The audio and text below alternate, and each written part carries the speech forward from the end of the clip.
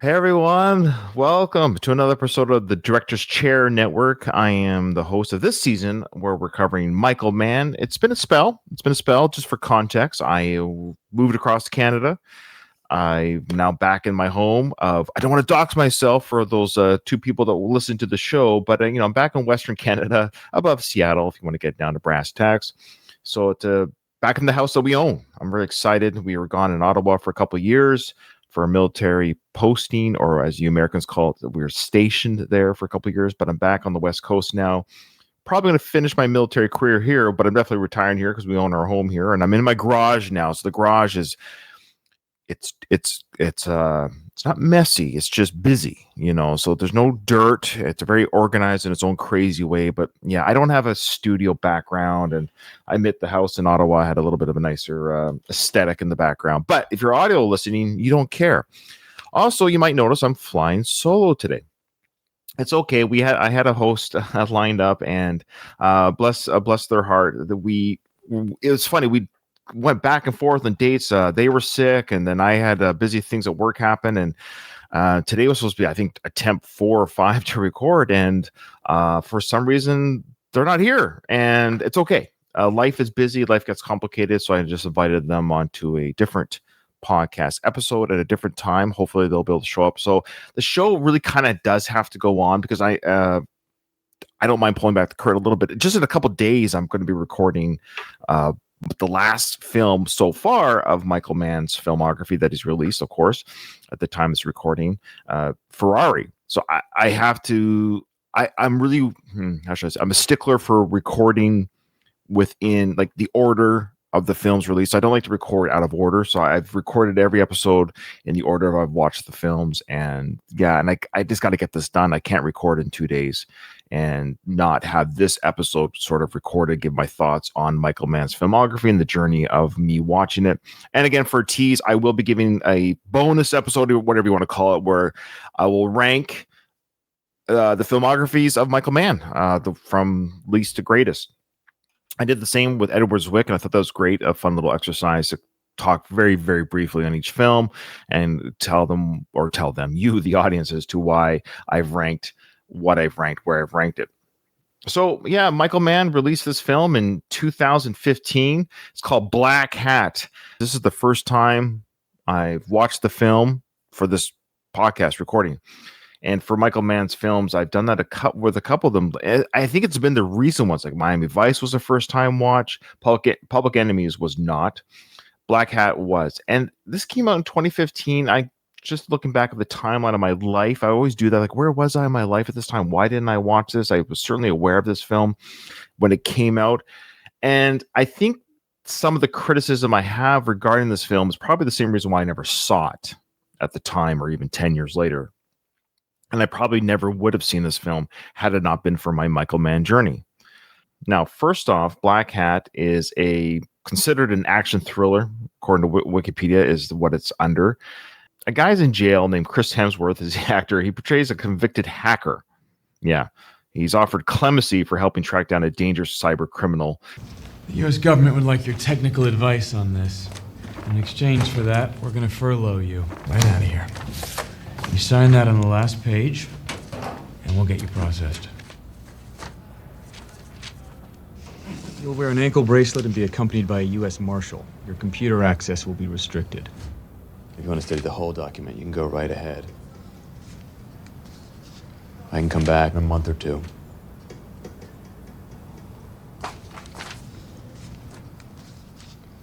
I'm done. You didn't sign it. Yeah, why would I sign it? Why? Because of the generosity of the assistant U.S. attorney in granting you a furlough. Both you and the assistant U.S. attorney stick that document up your ass. I'm sorry. Why are you sorry? I insulted you. What are you sorry for? I'm not sorry. Don't think you're gonna... Hey, you want to raise me up out of here, solve your trade exchange dilemma, and I get a furlough for a couple of weeks? You kidding me?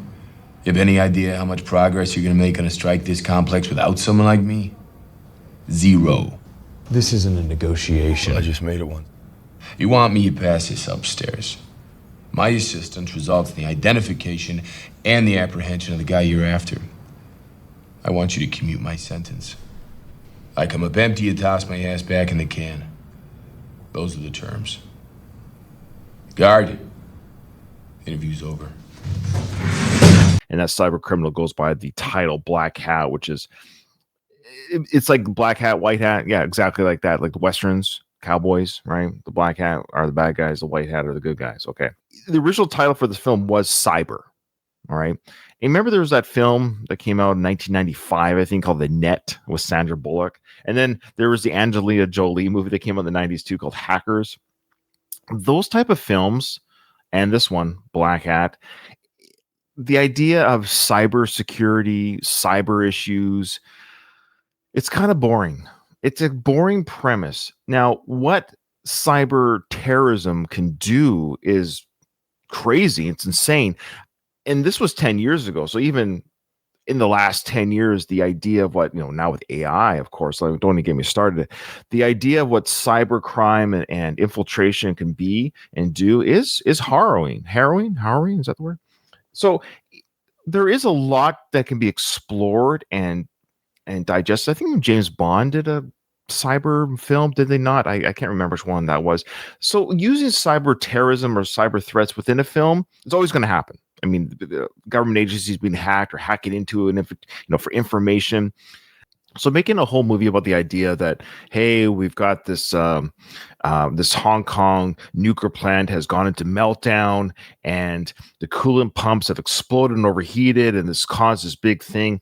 And it turns out the reason why the hacker, the Black Hat, caused this Hong Kong explosion meltdown wasn't just to cause a radiation meltdown. It was to test this virus. It was to test this thing. Within the Chinese government, that just so happens they have an officer who was partners with Chris Hemsworth character, that they were roommate colleges and they during their time at MIT, and they created their own little codes or whatever. And they're able to determine that this code that was used, they can work together on how to do this. But Chris Hemsworth character is in jail for something that he did in the past. And they bring him out of jail to give him clemency, of course, to say, hey, if you help us do this, we'll give you clemency. And it's just like, what are the odds, right? It's always those things like, what are the odds? And of course, this MIT nerd is Chris Hemsworth. Like, this guy is he's a Greek god of a guy, right? He's good looking, handsome, strong, amazing, but of course he's an MIT hacker. So I'm not going to go through the plot by plot. That's not what we do on the show. And this one will be a very long episode because I don't have a co-host to bounce things off of. So it is what it is. That's just the nature of going solo on these things. We're like we always do, we're going to go through, of course, some of the actors. And again, not a big list because I only talk about these sort of the actors that I sort of know by their names, like who's in this film. So I don't know if Michael Mann just didn't have a big budget regarding, hey, can we get some big names? And the big name is Chris. We'll end with him. So here are some of the other names that you might know. Now, that John Ortiz is in this movie. The spirit. What the hell did you let go on there, Carol? Pollock? Do you know what your guy did? What are you talking about? Cut the crap. I'm talking about calls I got from the goddamn NSA and defense. Our guy blew a reactor at Chai-Wan. Don't you watch CNN? That's not the point. That's not the point. That's exactly the point. The guy we're working will drop the big hammer and not think twice about it. And then, Come on. Don't evoke 9/11 on me. You didn't lose anyone there, Stanley. Look, I'm under orders. Now so are you. Bring him in, Carol. Bring him in. And he's a great actor, but you'll remember that he was also in Miami Vice. He played one of the main baddies, so he did a great job. He had a very small role in this film, but again, another Michael Mann regular coming back. And then you go through all these other names, and I just don't really know who they are. So there is a Chinese cast, which is fantastic, but I just don't know who they are outside of American film very well. So you go through it, and then the other name that we know is Holt McCallany. I do know him. I know him from Fight Club. If you'll remember him, guys, he was his name is Robert Paulson. He was that character in that film. So he's a great actor. He plays the deputy who's kind of old school in this film. He's the last analog cop, so to speak. He's like the Johnny come lately a little bit when it comes to. What's going on? Damn it, Hathaway's gone. Hey, this says he's here. He cut his bracelets? He can't. It signals an alarm. This says it's working. Check your settings. He reset it to once every 24 hours. We haven't been tracking him since LA. They're in Chung Hao Street. He doesn't trust Chris Hemsworth's character, he doesn't, believe in him and believe in his mission, but he ends up liking him and he ends up dying for it. I'll give Michael Mann credit. Like, his character dies, and so does Viola Davis. Now, Viola Davis, I know a lot more. I enjoy her. She's a very strong actress, an incredible actor. My old correspondence with Donahue is here, but there's no way that login is still active. I'm not going to use that login. Okay, Donahue, the NSA contact you was talking about. If NSA discovers the intrusion, you sure you want to do this? FBI can't explain after the fact? You locate this guy, you're okay. You get discovered, you're dead meat. I started watching, what's it called again? The Secret of Murder or something, or how to get away with murder. I started watching that show. It was really quite good. Just life got in the way, and I stopped watching that. I've always wanted to kind of go back and wrap it up, but she was great in that. And she's great in this. Again, she's playing an FBI special agent. She's along for the ride as well. And she ends up trusting and liking both Chris Hemsworth's character and his partner from the Chinese army guy. And again, it's like a ragtag group of, you've got the Chinese government wanting this issue. You got the American government wanting that issue. And you've got this hacker out there causing chaos. On paper, it doesn't sound too bad, but it's almost like they just had this idea of cyber-terrorism, but we insert these big shots, grandiose shots and locations, and it's almost like they gave Michael Mann $70 million and just said, look, we're not going to give you a great script and not a great idea, but boy, you got a lot of money to blow. Such a weird use of finances. I'm surprised that they thought that this would grab people, at the time. And it was a box office failure. It would cost $70 million just to make, and then only made $20 million at the box office. And it's ironic that this film was not shown in Australia because of its poor blockbuster in the US. They didn't bother opening it up in Australia, but you think they would get a couple $1 million out of Australia alone just because of Chris Hemsworth. And I do have a theory. The reason why they get some of these bigger, Chinese actors, nothing wrong with it, but there's a Chinese draw, right? China has a huge Hollywood. I don't know what it's called there. Chinawood. I'm not sure what I don't sure what it's called in China. I know because Bollywood's right. India has their big studios. But anyways, China has a big movie production companies and stuff. It's huge there. Their celebrities are huge there. So I say we, I'm Canadian, but Americans or North America, we grab, Chinese actors and workers because the crossover appeal, that's what you're hoping for, right? I don't know these names, but they were great they were great actors in the film. You had Leehom Wang. He's the one that plays Captain Chen Dawai, who's friends with Chris from their MIT days. He was great. I advocated getting you over here. I pulled every string to get your convicted felon sprung, Mr. Chen. Captain Chen. And I didn't ask. I offered partnership and equivalent, or we would do it on our own. Well, I'll be happy to bust him back to Cannon and put your ass on the first plane back to China. He apologizes. He was great. And then you had the lovely Tang Wei, who played Chen Lian. Open your eyes. What'd you say? You talk like you're still in prison. But you're not in prison. Get your thinking to where you are, not where you've been. What do you know about where I've been? No, nothing. No, nothing. But okay, tell me, what is it I'm supposed to start seeing so fast? where you are. What, Koreatown? This restaurant, this table, what? You'll be in the rapid stream of decision making, having to make intuitive choices. People against you are high speed, world class, dangerous. To be genius coder, to outsmart, outthink like my brother always said you could. You have to think about it clear. Not easy. I know there's no transition time, but I believe you're a very strong man, very smart man. And a great actress. And this was her first-ish American film. I think this was her first American film.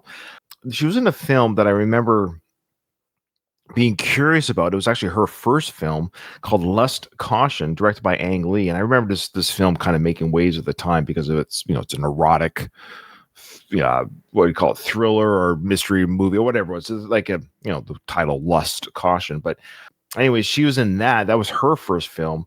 I don't think she did any American films until this one, Blackhat, which is interesting. And so apparently on the set for her, she had like 3 different translators from Mandarin to Chinese to English, of course. And she did great. She was great, though. And in fact, so good. I actually wanted to see her Chinese films, but I just don't know how to watch them necessarily.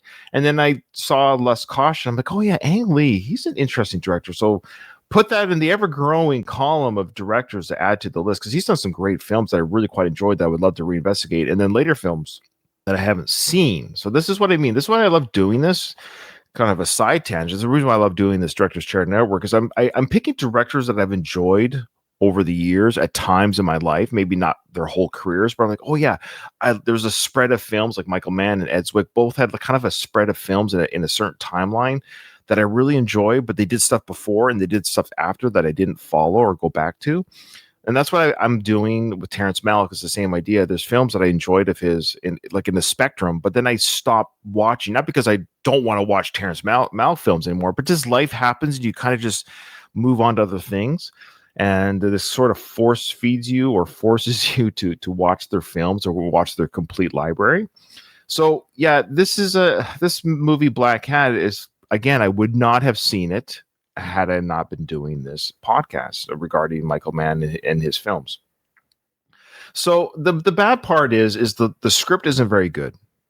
The script's not very good. It's not very strong. And it's just, I don't know if it's very engaging. But the good news is Michael Mann, again, makes a good looking film. So you're watching this film and it just looks good. It's well shot. He does the great, close up of the face. The things in the background shots happen throughout. And then he has a shootout, and the shootout is really good in this film. I think I mentioned with the Public Enemies, I did a hot take that I thought that shootout in Public Enemies was actually a better filmed one than the Heat one, because the Heat one was very confusing. It was very loud, bang, bang, boom, boom.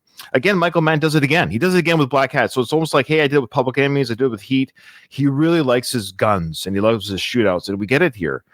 We got a terrible version of it in Miami Vice. So if I was to rate the shootouts, Miami Vice is the worst one because it was kind of a rush product.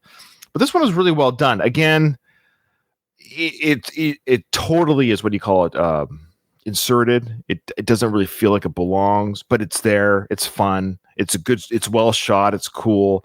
Chris Hemsworth, of course, is a great fighter. Why not? He's in jail. Anyone that's in jail becomes a good fighter. Isn't that the rule? Anyway, so yeah. I'm kind of I'm all over the place, folks. What do you want from me? I'm sorry because I didn't talk about Chris Hemsworth. So, but anyways, regarding the shootout in this film, it's actually really well done. It's cool. It's well done. But it's almost like Michael Mann's like, boy, this movie's kind of boring. It's about cyber-terrorism. We better throw in a shootout, and he did, and it's fun, and you move on. Okay. Now, I will say too, the beginning of the film, it's like apparently it took 14. I read this. It took 14 months. I can't believe this, to film the opening, what do you call it? The opening, like a sequence of Blackhat. It basically just shows you the how a worm virus enters a computer system, and apparently it's all accurate. In fact, Michael Mann said that with this film, that every hacking thing that you see, every coding thing that you see, every way to get in, get out, all that stuff, apparently it's all legit. 2015 legit, of course. It's all legit on how to hack. He had people, as per Michael Mann, he loves to have everything accurate. So he had actual hackers on the set who made everything accurate. And even the actress who played, her name was Tang Wei. Apparently even she translated her hacking into Chinese to make it legit. So to the credit of Michael Mann, if you're into hacking and you know about that world, maybe this movie's for you. Maybe you watch this movie 2015, you go, wow, this is really cool. They're really showing how to hack. I don't care about hacking. I don't know how to hack. I barely know how to set up my microphone and podcast. But I guess if you're in the world of hacking, maybe this movie's for you. Maybe this movie's for you. Okay. So again, Michael Mann likes to use all of his, what do you call it? Like when he did Thief at the very beginning, his first film, he had real thieves on the set on how to break into safes and stuff. So we see it here as well. Okay, here's my thoughts on Chris Hemsworth. Yes, he is known for playing Thor in the Marvel films, and it's both good and bad for him, meaning like, or for any actor in those films. It puts you on the Hollywood map, right? If you're in these billion-dollar films, they almost make like that much money per film. It kind of puts you on, you're Christopher Reeve, you're Superman, right? It's almost like you got to be careful because it can pigeonhole you into a role. To his credit, Chris has done some films that I've actually enjoyed outside of the Marvel films. Now, some of them came out before the Marvel films.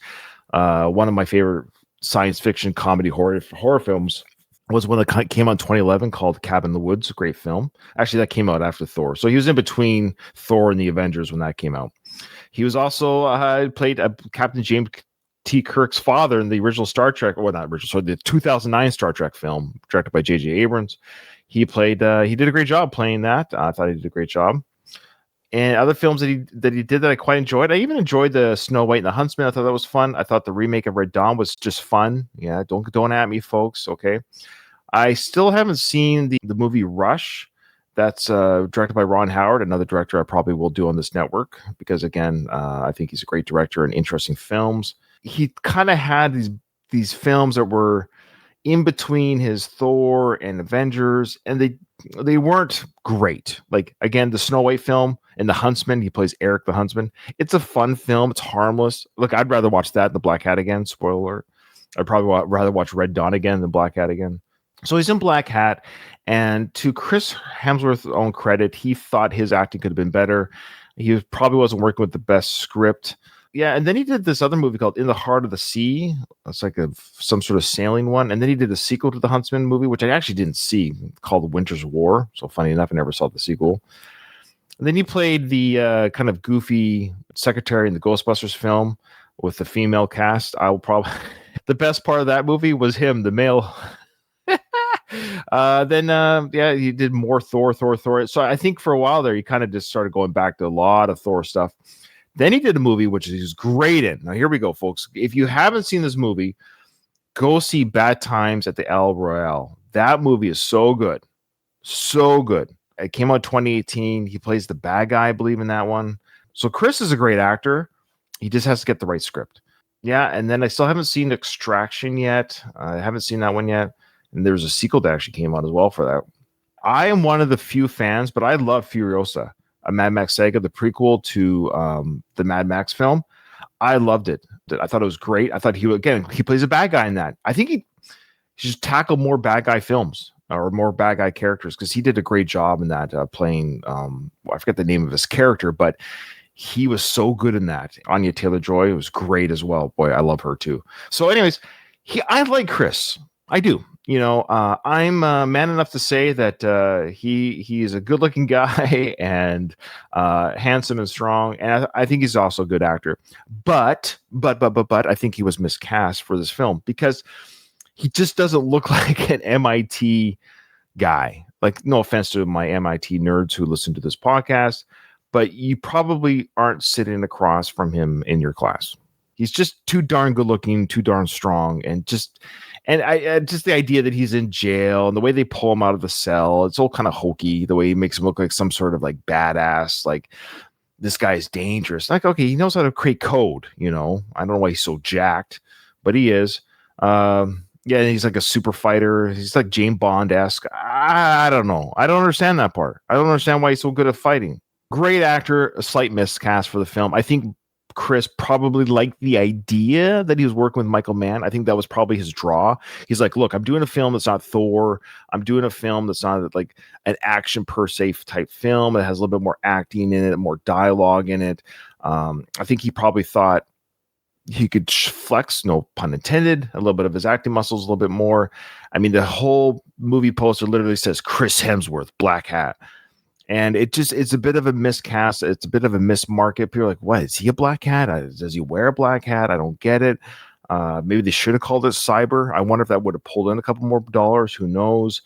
It's kind of confusing, you know, but the idea too, because the Marvel movies are so big, I think there's the idea the company, the movie company's like, yeah, we'll sell his face, which they do. They put his face on the, you look at the movie poster, it just kind of looks, I don't know, like, I got things to solve. I got a problem to take care of here. Like, you have no idea what's going on. Really, you don't really know what the movie's about. You got a silhouette of guys with weapons at the bottom too. So it might be some action. Is it a spy thriller? Is it no, not really. Okay. All right. So the plot itself was inspired by the Stuxnet worm in 2010 that damaged 20% of Iran's nuclear facilities. So that's pretty legit. So again, Michael Mann did address some real stuff. That wasn't, pulling it out of his ass, so to speak. He was addressing some real threats. So look, again, newsflash, cyber crime is a real thing. This one I thought was interesting. So Harry Gregson Williams, he was credited for the score, but most of the score was replaced by a guy named Atticus Ross, Leopold Ross, and then they also reused Ryan Eamon's themes from the movie Elysium. Isn't that weird? So Harry himself, he expressed that disappointment in the now deleted Facebook post, which I don't blame him. But apparently he says to this day he gets royalties from the film for no music, which I thought was kind of funny. Yeah, no surprise here. This is the lowest grossing U.S. theatrical feature for Mann with the inflation adjusted, of course. So yeah, didn't do very well. So Thief sold more tickets than this. That's crazy because that was Michael Mann's first film. Now, Michael Mann, he seems to have a weird obsession with editing and post-editing. He's never I think all of his movies have this crazy director's cut versions, which is, I think is fine, but it's just like, make up your mind, man, because the audience doesn't know what to do with your movies. Like, are you showing us what version, when? So he did have final cut on the theatrical version, but he has since presented alternative director's cut in 2016, but I believe he now has the ultimate cut in 2023. Apparently, which he likes more, and I wouldn't mind seeing it. Be interesting to see, but I guess I would have to buy it, which means I don't know if I'm going to see it. Yeah, of note, we talked before about those other films like Collateral, Miami Vice, and Public Enemies. You could tell certainly in those films when digital was used versus actual film. This was his first film shot entirely with digital. I don't mind it. It's funny. I don't mind the digital look, and I think digital has gotten better over time. And so if it's a cheaper way to go or more, whatever, it might be easier to edit, is my guess. Now, Michael Mann usually writes his films, or he has screenplay credits. This is one of the first ones where he doesn't have it, even though originally it did say it was written by him, but they gave sole writing credit to Morgan Davis Fole. Yeah, I mentioned before that this did skip theatrical releases in Australia, but also Belgium due to its poor U.S. box office, and went straight home to video. That's got to sting. I think this is Michael Mann's first straight home to video type film.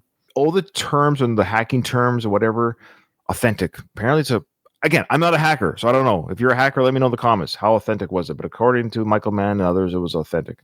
Now, if you remember at the end of this movie, if you've seen the movie, there's this big climax scene it's called Naepi Day. Those are like 3,000 extras. We might touch on that again, but they used 3,000 extras, and they weren't part of any SAG or whatever. They're like quote unquote real people at this event, and they just used them for the filming, which is crazy. So here's some things that Mann had to say about the film. So this is the director's cut, and I've done a terrible job regarding talking about what the director has said about the films with the other films, but better late than never.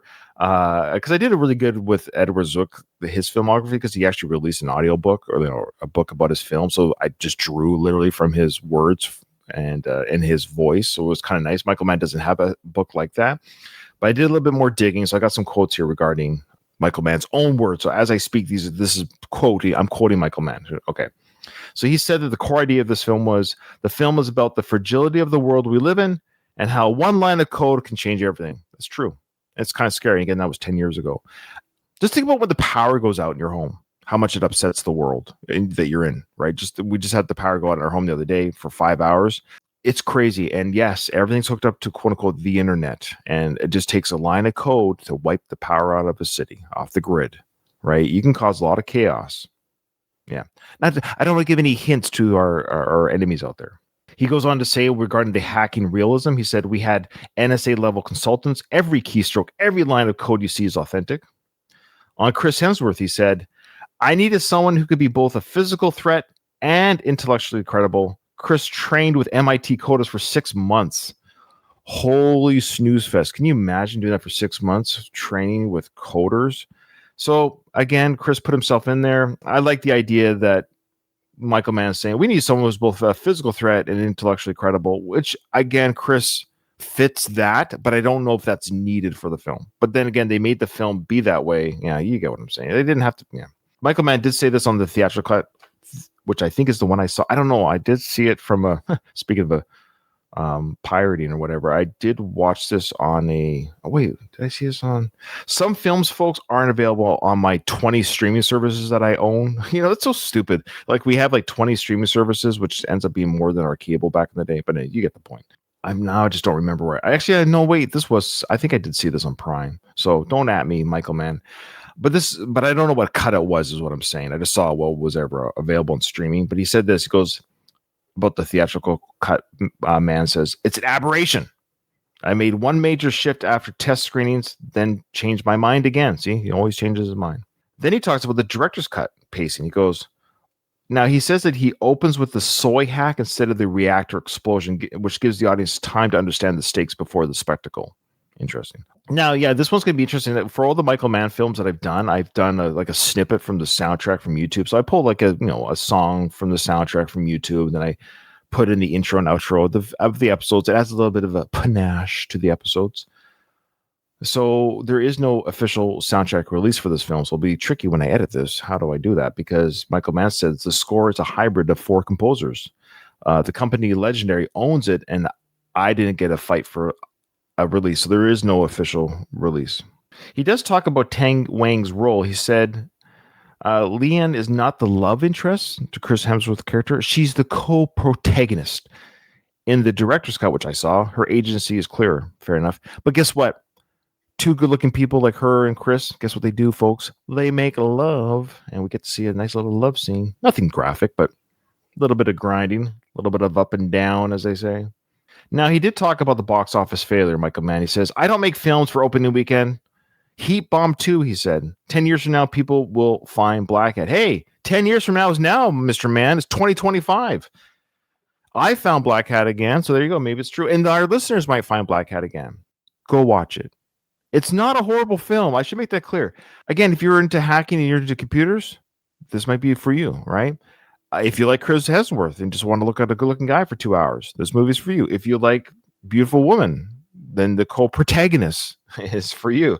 If you like a cool gunfight that's stuck in the middle of the scenes, then this movie's for you. If you like the Viola Davis, I think she's a good actress, this movie's for you. So, like, it's about hacking and find out who is the hacker and who is the Blackhat, and they track him down and they find out what the deal is. And so it's a bit of mystery and all that kind of stuff. And then there's a one-on-one fight. Again, we have 2 hacktivists fighting each other, hacking each other to pieces at the end of the film. Get it? Get how I threw on the hacks there? So this film isn't a disaster. It's just didn't do well. And there might be reasons why it didn't do well, word of mouth and what have you. In fact, the cinema score, now you'll find this interesting. So cinema score, what that is they actually not rate people. They talk to people after they leave the movie, and they ask the people, hey, on a score of A+ to F, where do you rate this film? So they're actually getting the initial audience response as they're walking out with their leftover popcorn still in their hand. They're walking out of the theater and say, hey, before you leave, you just saw this movie. What do you grade the movie? Or maybe they give them a card. I've never been approached by Cinema Score, but maybe some of my listeners have. Guess what the score is? Now, usually the scores are pretty because usually people I spent 2 hours watching the film. It was decent. It was fun. I didn't have to think about work. They got a babysitter. They're on a date with a date. I was going to say with a girl because I'm a guy, but you get what I'm saying. They're on a date, whatever it is. So they're having a good time. So usually that affects the score. Like, oh, I had fun. It was a B. I had fun. It was a B+. Oh, it was really great. A+, right? So usually people are a little bit more. People walked out of this theater not happy. They gave it a C-. So that's very telling. So they walked out of this like, I did not like this film. Funny, watching this 10 years later, maybe Michael Mann's right. It's not a bad film. It's not. It's almost kind of interesting to watch these early hacking things, right, to some degree, and to see, what it's like. So keep that in mind if you watch this film. I recommend it because I recommend all the films I review. That you too can watch these and enjoy them or not enjoy them. And also when I do my ranking, you can see how my ranking fits with your ranking at the end. Chris Hemsworth had this to say. Sorry, he said he spent months with actual hackers and coders at MIT. It was like learning a new language, intimidating but fascinating. He talked about the challenge of playing the hacker. He said Thor is all about the hammer. Hammer, you get it? This is all about the keyboard. I had to convince audiences I could code under pressure. Oh, the trials of an actor. This is what Chris had to say about Mann's directing style. He said, Michael shoots like a machine gun, intense, precise. Every take felt like it mattered. All right, there's some insight into Michael Mann as director. On the film's realism, Chris said, we didn't fake the hacks. Every line of code you see is real. Consultants made sure it was authentic. There you go. So more on that. I guess they really wanted to make sure this was an authentic movie. At least nobody could say, hey, Maybe that's the problem. Maybe it was too real. People always complain about, oh, it's so fake. That would never happen, but they're entertained. So maybe you have a little bit more entertainment and less real, maybe. He talked about some of the action sequences. Chris said the fights are raw. There's no CGI. So the training for those was brutal, but it grounded the character. I guess it grounded the character. I don't know. I just never thought an MIT guy could kick so much ass. But this is what he had to say about working with Viola Davis. He said, Viola brings this quiet intensity. Our scenes together crackle because she's so real. And then he talks about the love story with Tang Wei. Chris says, it's not just romance. It's two people navigating chaos. Tang Wei made it effortless. Yeah, of course she made it effortless. She's gorgeous. He talked about the box office disappointment, which now you can almost argue Chris isn't used to this yet. Most of the movies he's been in, especially the Marvel films, do quite well. He said, it stings. But art isn't about weekends. Blackhat will age like fine wine. All right. I don't know if that's prophetic or not. Maybe we got to wait a little bit longer. I don't know. He said why he took the role. He goes, after Marvel, I wanted something cerebral. Hacking the world felt more dangerous than aliens. All right. I'm not sure if that's true, but yeah. Talked about filming on the global locations. He said shooting in Hong Kong, Indonesia, immersive. The city pulses became a part of the film. Yeah, again, that's what I mean. Like they shot in great locations. The shots look great. Michael Mann made the film look great. It looked amazing. There's no issues regarding how the film looks. He does talk about the score, which is interesting. He goes, the music hits like a virus. Ooh, look at that, using the word virus. Subtle, then overwhelming. It amplified the tension. I don't remember any amplification, Chris. I don't know. He talks about the fans' reactions to the film. He goes, some love the tech. Others wanted more explosions. I think it's both brain and brawn. I don't need more explosions necessarily. And I don't know if I need more tech. I don't know. This film is weird, man. It's weird, Chris. He talks about the future of cyber film. So here we go. Again, this was 2015. So he thinks there's a future in this genre. He goes, if done right, this genre explodes. Blackhat set the bar for authenticity. Okay. So he's right about that. Again, we've established that this is the most real cyber film that could ever be made. Move over, Sandra Bullock, the net. Stand aside, Angela Jolie, hackers. Blackhat's here to show you how authentic hacking can be. But I don't know if cyber film... Have they exploded? Am I wrong? I don't know. I don't watch a lot of films, maybe. Has this genre exploded in 10 years, if done right? Maybe that's the problem. Maybe you can't do this genre right. Maybe there's just no need to do it right or wrong. Viola Davis, on her role, she goes, I play a U.S. agent who's not the comic relief or the sidekick. This woman is the muscle in the mind. Yeah, she's great. She was good. She was tough. She also said regarding Mann, he doesn't direct scenes. He orchestrates tension. You feel hunted even when you're off camera. And she also talks about the box office. She said, box office doesn't define truth. I'm proud of the work. The rest is noise. Yeah, well, that's one way of saying it. The rest is noise. And you could be proud of something that bombs. Hey, look, I'm proud of my podcast. Nobody listens. I'm proud of it. The rest is just noise. I wouldn't mind a little bit noise, though. Tang Wei talks about her language barriers. She goes, I spoke Mandarin, English, and Cantonese on the set. The crew used 3 translators just for me. She also speaks on the love scene. She goes, it's not erotic. It's survival. 2 people clinging to humanity in a digital war. No, it's 2 hot bodies slapping. Okay, let's be honest. I never once thought, as their bodies are slapping and their incredible physiques are naked together, you know what? This is 2 people clinging to humanity in a digital war. No, it's a hot butts going up and down. Let's be honest, guys. Come on. So the stunt coordinator, Buster Reeves, he said this about that Naipe, I don't know if I'm saying it right, Naipe or Naipai parade. They used 3,000 real Balinese extras, no doubles. One wrong move and it's a riot. Wow, that's pretty incredible. And that's what I mean. That was a huge Michael Mann. He loves his visuals. It looked great. Very expensive, but it looked great. I mean, you got Chris Hemsworth's character fighting the black hat guy at the end. I don't want to give away who it is. So I don't want to spoil it. I don't even name the actor. You're going to watch the movie. But they fight each other. Yeah, like literally hand-to-hand combat. It's like screwdrivers are involved. There's blood. There's everything. It's like fighting. It's weird that they were able to get that together. I'm not going to lie. It's pretty crazy. Now, this is I found interesting. Sound designer Harry Cohen, he said this. The NSA server room hum It was recorded inside a real skiff at Fort Meade with clearance. So of course, you need clearance. Now, I've worked in skiffs. I'm in the military. Skiff is just a highly classified room. So the idea here is it does have a sound. It has a hum, all the computers and everything in there. So it's pretty authentic. Again, they use authenticity. So they brought in a recorder just to get the sound of the skiff. So that's pretty cool. I actually thought that was really neat. This is interesting. It gives you a little bit of insight how directors will tell the composers of the music to, like the state of the film, whatever. So Atticus Ross, who was the replacement composer to Harry, he said this. He goes, "Man sent me a 3-hour voice memo at 2 a.m. And in that memo, he said, make the score sound like a DDoS attack on the heart." It's interesting. Now, there was a hacker consultant. He was an ex-convict, but he's now a consultant on the film. His name is Kevin Poulsen. He said, "I taught Chris Hemsworth how to shoulder surf a root password in under 8 seconds. He nailed it on take 2. That's crazy. What a shoulder surf is, I don't know. Again, the hacking term. If you're a hacker out there, this is the movie for you. So apparently they actually did have an NSA liaison who was anonymous.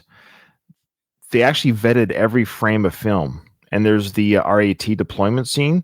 It was too real. They had to cut 30 seconds out to avoid classification. The authentication was so real, they had to delete some stuff. So that's pretty cool. There was a legendary picture executive. He said, "We lost $90 million on this film." So that's what I mean. The film cost 70.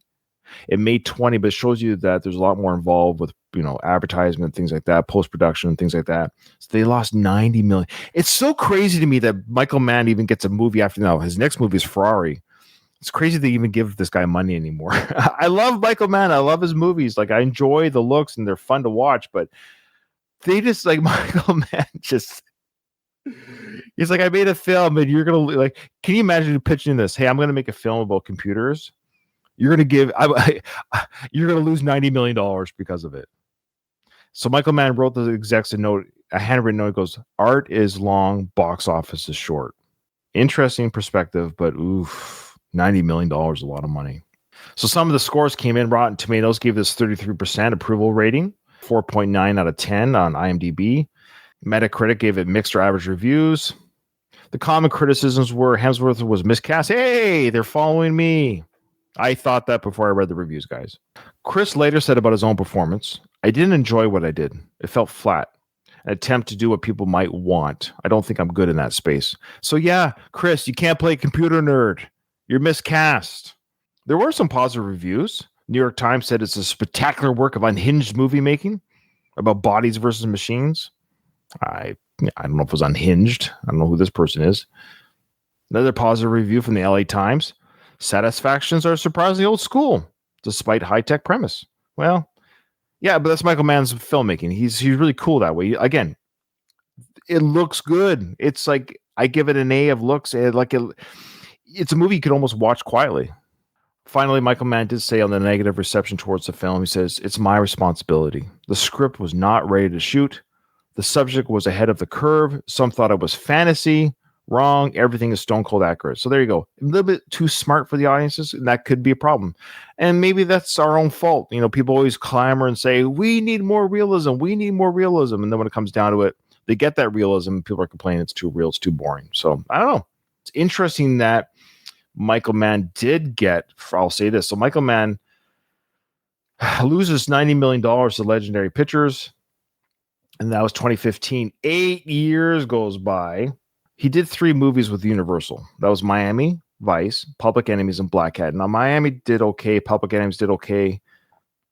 Blackhat lost a lot of money. So I guess there's probably a bit of let's put a pause on Michael Mann films. Michael Mann probably couldn't find a company that wanted to invest in him, maybe. Or maybe he just took a break. He needed to take a breather after that. And he came out with Ferrari. So we'll talk about Ferrari on the next film discussion. Came out in 2023, so we're almost to modern day. How well did that movie do? We'll talk about that. Yeah, guys, thanks for hanging out with us. This is great. Again, Ferrari's the next episode, and then I'll be giving my rankings after that of the Michael Mann filmography and which one did I like the most. Thanks, everyone. Thanks for watching, and we'll see you on the next episode.